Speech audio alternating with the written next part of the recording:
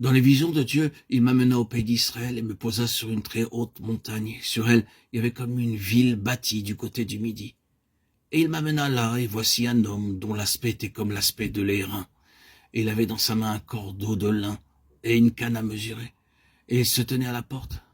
Et l'homme me dit, « Fils d'homme, regarde de tes yeux et écoute de tes oreilles, et applique ton cœur à tout ce que je te fais voir, car c'est afin de te le faire voir que tu as été amené ici.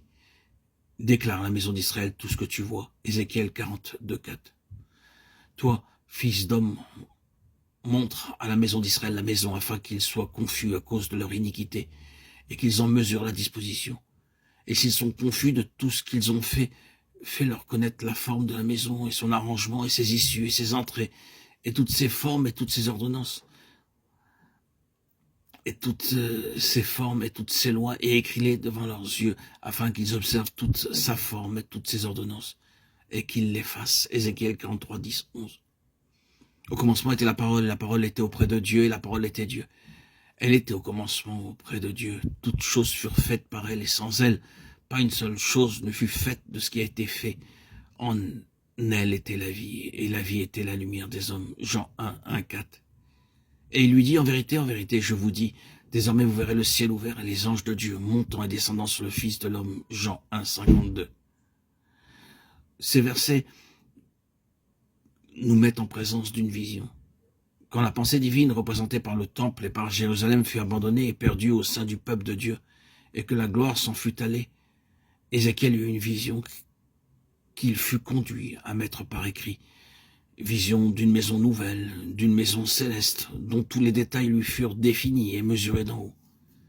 De la même manière, lorsque l'Église de l'époque néo-testamentaire eut perdu sa pureté, sa puissance et son vrai témoignage, quand son caractère céleste eut disparu, quand l'ordre des choses venues d'en haut s'en fut allé, quand l'éclat et la gloire de ses premiers jours se furent perdus, alors Jean fut amené par l'Esprit à remettre en lumière, sous forme d'une présentation nouvelle, merveilleusement céleste et spirituelle, la personne du Seigneur Jésus.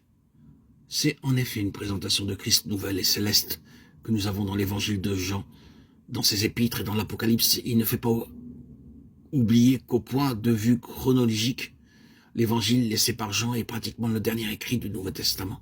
Il y a là une circonstance dont la vraie signification nous a peut-être échappé et qui mériterait de nous impressionner davantage.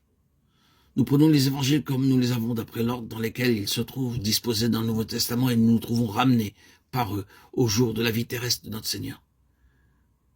Du point de vue du temps, c'est là que nous en sommes quand nous lisons les évangiles.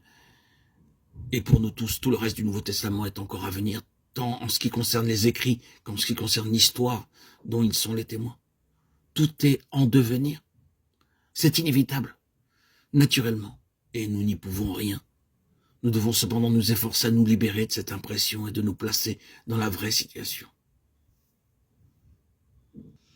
La réponse de Dieu à tout ce qui arrive est toujours dans son Fils, retenez-le.